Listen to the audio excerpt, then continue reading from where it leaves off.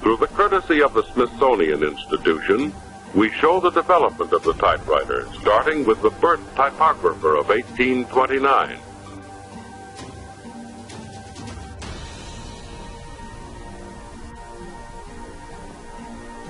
Next, the Shoals machine of 1868. The Remington of 1873. This is the Calligraph, made in 1883. Next, the Hammond typewriter, made in 1884. About 1900, the Smith Premier appeared, followed by the Blickendorfer in the same year. This is the first portable, a Corona, and this is the Bennett Pocket typewriter. In addition to these standard machines now in use, modern business has created needs for special typewriters, such as wide carriage machines, justifying typewriters with which to make straight right margins, book type adjusted spacing machines which turn out copy like this, special forms writers, calculating machine typewriters, and card punch typewriters which turn out cards like this. This is the Remington Noiseless.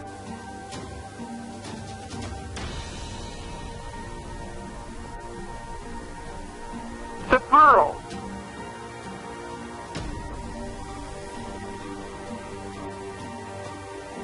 The Royal.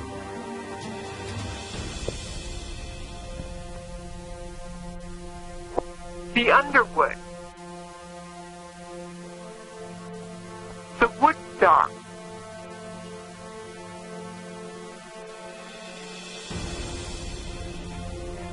The L.C. Smith.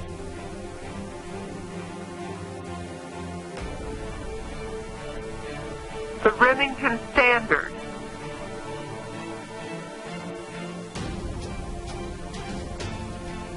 The Electromatic. This, of course, is the keyboard. This row of keys is called the home row. The four keys on the left of the home row, A, S, D, and F, are the guide keys for the left hand, while the four keys at the right of this row, semicolon, L, K, and J, are the guide keys for the right hand.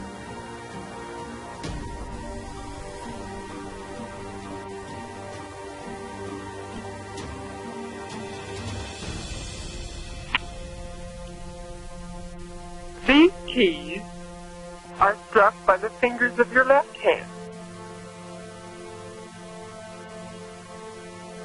These by the fingers of your right hand.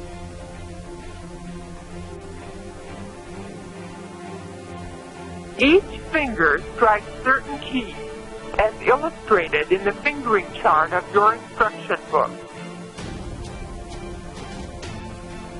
All your finger motions are learned in their relation to the guide keys on the home row. Acquire the feel for F, R, F4, K, I, K9, D, E, D3, J, N, and so forth. Your stroke should be definite, light, quick, and even.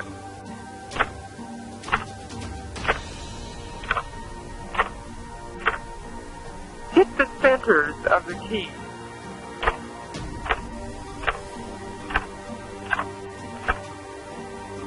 The keys should be struck with the rounded tips of your fingers.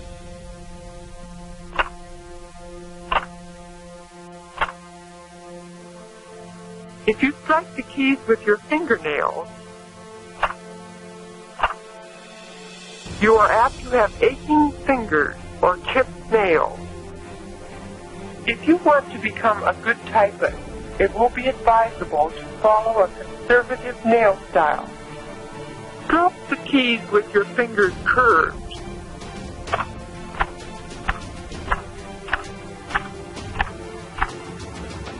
When you strike upper or lower row keys, return the fingers quickly to the home row.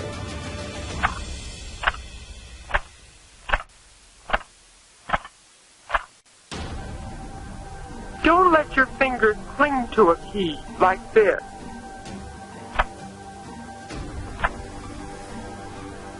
Don't blur your motion from key to key.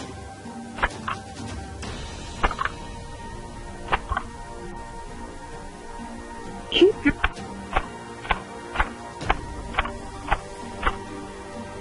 At the start, hit each key just as fast as you will when you are a good typist, but have long, even pauses between strokes. During these pauses, you think and plan the next stroke. A person who strokes keys this way will never be a good, fast typist until she changes her stroking form.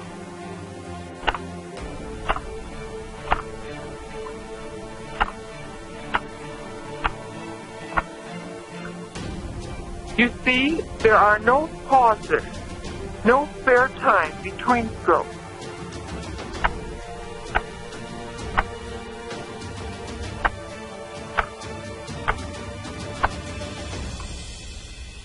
But a person who starts stroking this way has considerable spare time between strokes.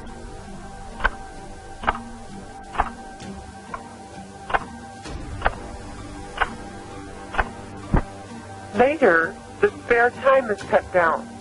More strokes are made per minute, and this is the rate.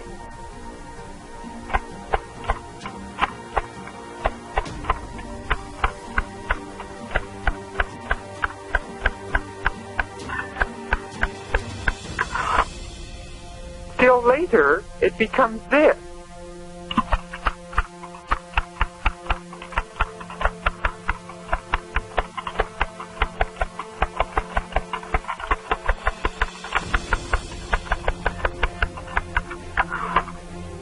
Finally, there is no spare time left between strokes, and the person is typing as fast as he or she can.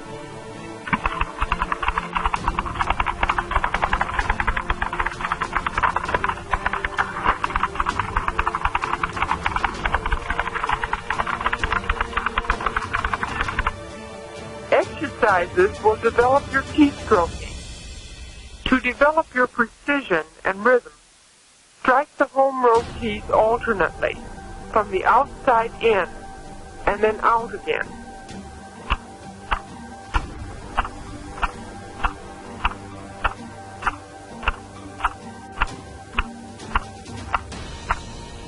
Later, you will be able to speed this up, like this.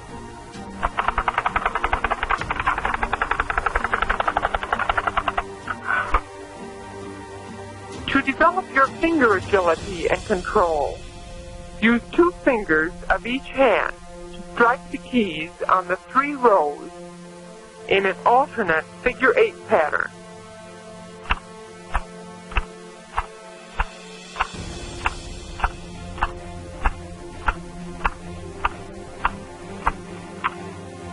Later, you will be able to speed up this exercise.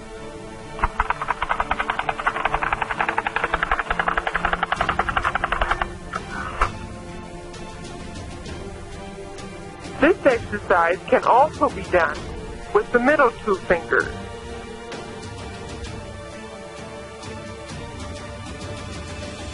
And with the 2 end fingers.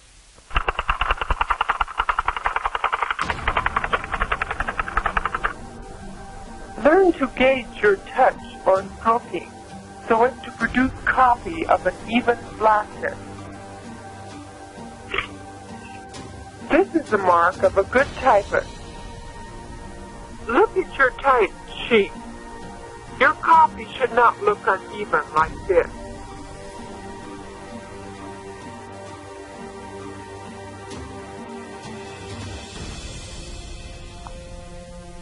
Neither should your periods and other punctuation marks cut through the paper like this.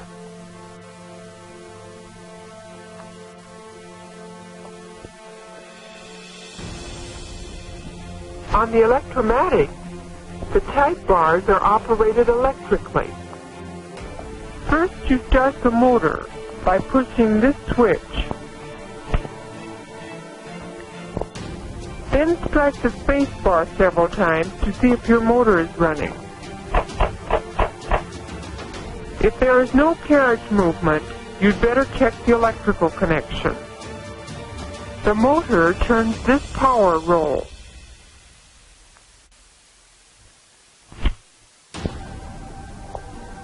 Which operates the type by turning these cams.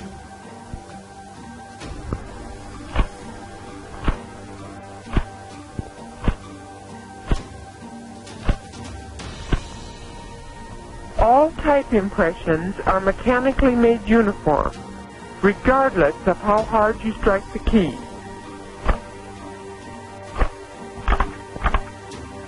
A light touch on the keys is all you need. Be sure to shut off the motor when you stop typing for any length of time. Most people do their spacebar stroking with the right thumb. Left-handed people may use their left thumb. However, do all your spacing with one thumb.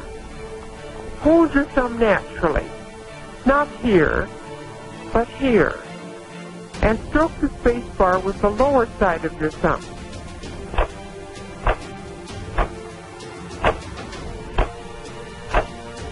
When the Shift key is depressed, your typewriter prints capital letters and the special characters above the number and punctuation keys. When using the Shift key with the left hand, keep your F finger on the Home key.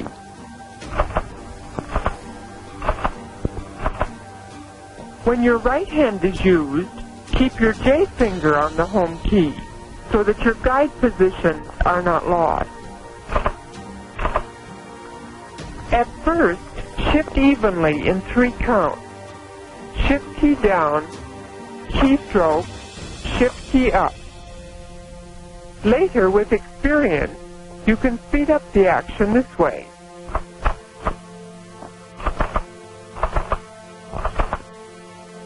Remember to start this way. 1, 2, 3. 1, 2, 3. If the Shift key is not pressed all the way down on manual machines, floating capitals will result. Avoid these incomplete strokes and poor timing of your 3-count shift motion, and floating capitals will be eliminated.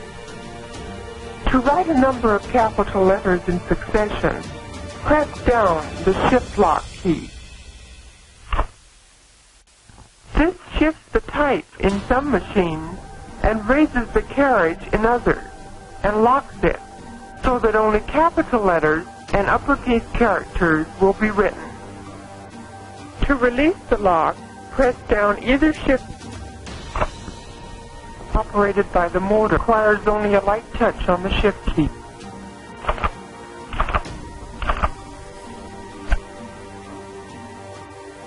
On the burros, the operation is identical.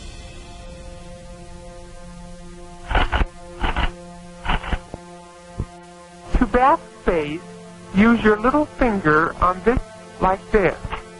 Additional backspaces.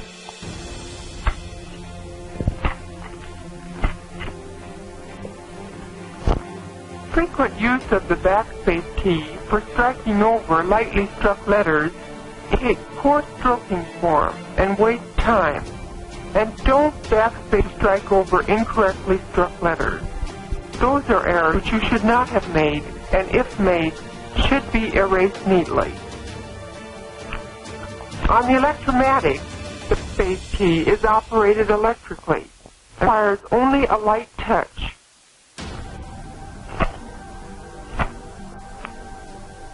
The tabulator key is operated with the little finger of your right hand. Without taking your eyes from the copy, the key is held down until the carriage reaches the set position.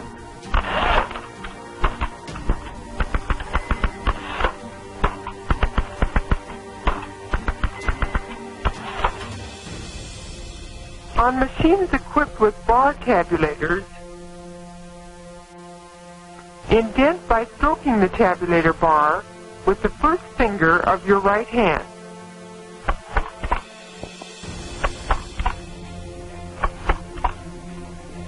On the electromatic, the tabulator key is on the left. It is only necessary to touch the tabulator key. You need not hold it down until the carriage stops. The carriage return lever is usually at the left. This lever returns the carriage and at the same time operates the line space mechanism so that the paper is set for a new line.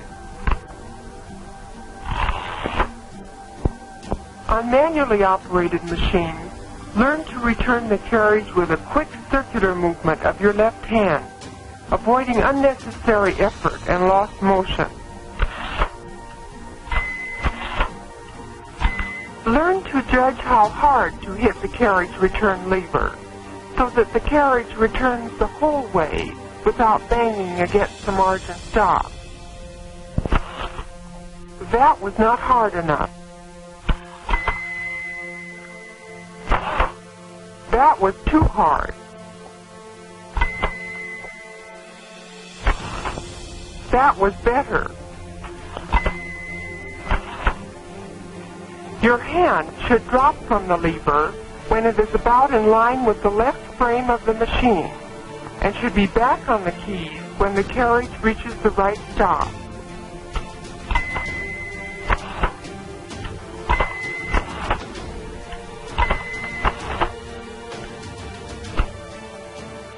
Now watch this in slow motion.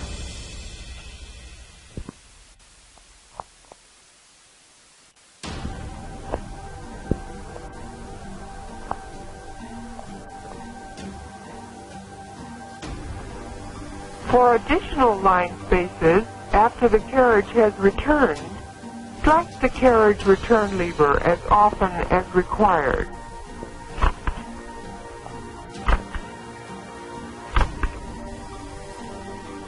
On the electromatic machine, the carriage is returned by touching this key with the little finger of your right hand. The burrows works in the same manner. As the carriage returns, the paper is automatically advanced for the next line. If additional line spaces are required on the burrows or the electromatic, touch the carriage return key lightly, as many times as necessary.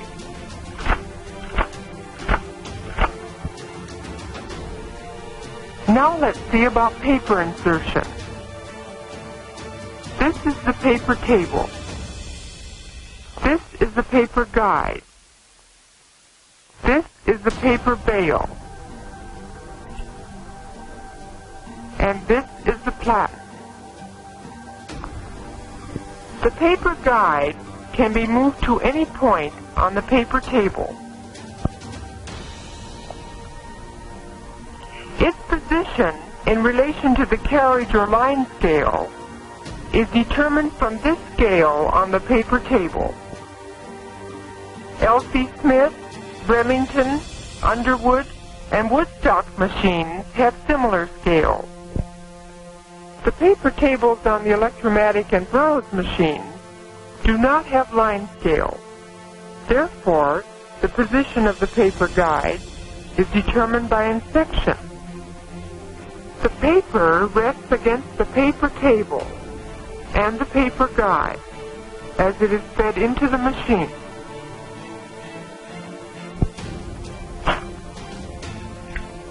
The paper bale holds the paper close to the platen. This prevents paper drumming, keeps the paper from flapping, and makes your type impression sharp and even. These rubber rolls should divide your sheet in even thirds. Otherwise, this may happen if you turn your paper back.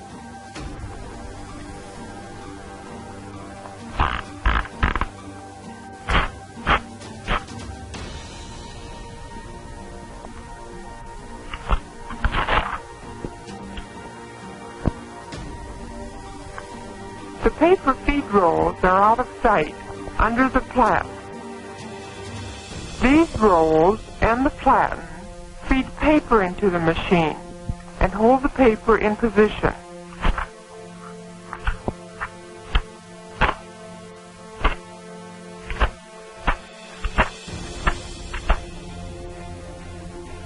To insert paper rapidly, arrange it so it can be handled easily.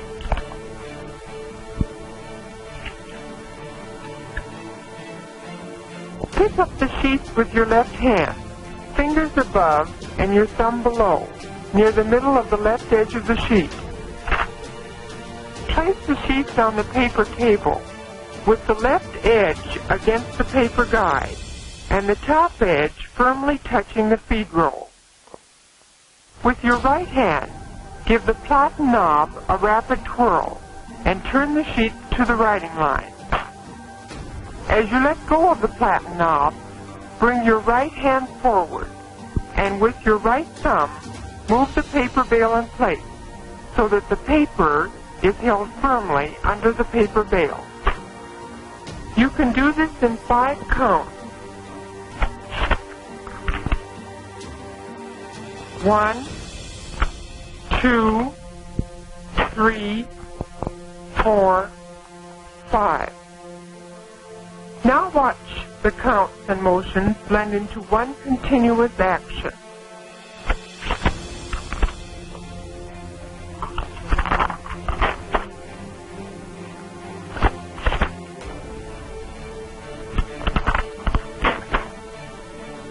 Let's try it on a machine with a different kind of paper bale.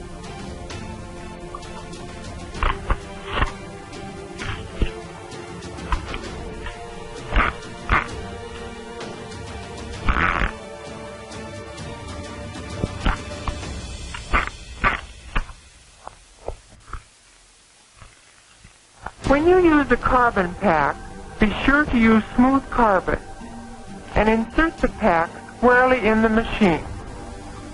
If you don't, this may happen.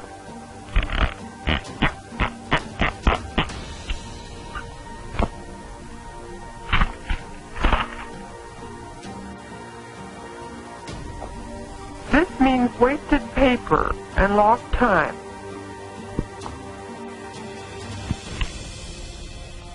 Improper feeding also means crooked paper.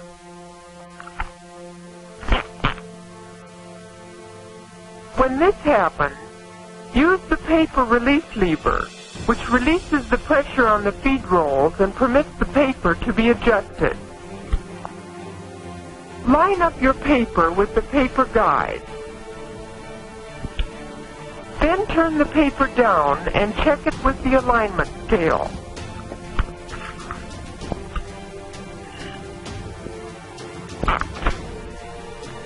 The paper release lever is always back of and inside the platen knob and projects upward like this.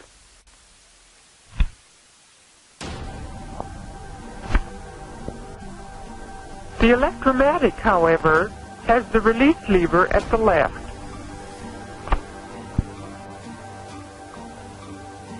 Be sure to use the paper release lever when you take out letters or copy. This is not advisable. It bothers other people, wears the line space ratchet and gears, causes carbon paper smears, and rubs the paper sizing into the platen, making it glossy and causing paper slippage later. The carriage can be moved to the right or left by holding the platen knob with your fingers and pressing the carriage release lever with your thumb.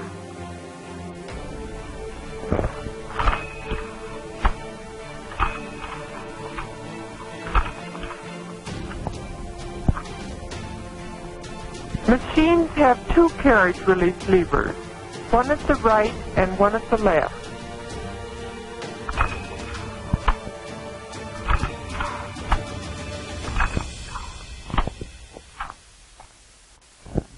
When you understand the basic technique, The next most important thing is intelligent and purposeful practice.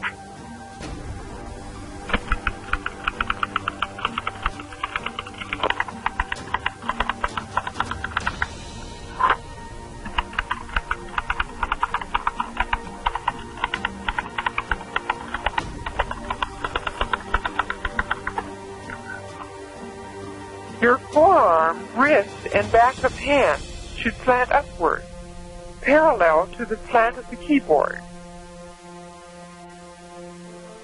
Keep your hands and fingers in a natural, easy working position. Drop your hands into your lap and relax. Look at your hands. When you walk, rest, or sleep, your hands do not look like this, or this, but like this. Without changing the position of your hands and fingers, place your hands on the keyboard.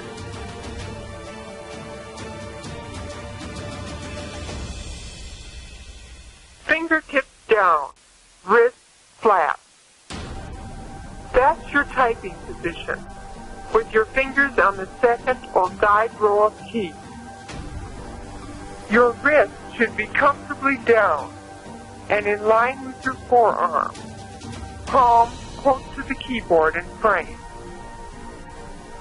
This position enables your fingers to reach easily over the keys and eliminates tension.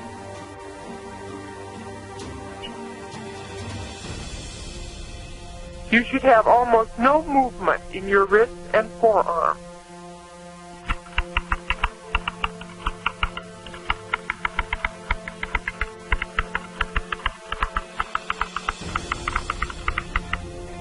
Read copy easily, without eye strain. Head erect, chin up. If you do much typing, some form of copy holder is useful. This surface keeps the copy at right angles to my line of vision. Both the top and the bottom of the copy are equally distant from my eyes. The real secret about motion is to use as little as possible. Do the necessary motions well. Eliminate the unnecessary ones. With your forearms and the back of your hand parallel to the slant of the keyboard, typing motions are confined to your fingers.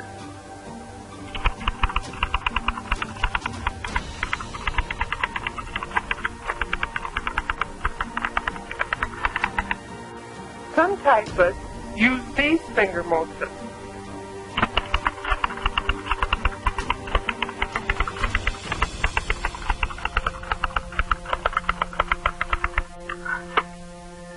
Or these.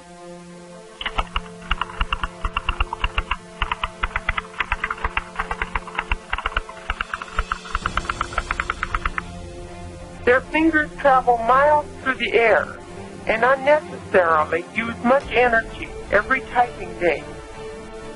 These useless motions give the impression of great speed, but in reality, they waste time, cause errors, and slow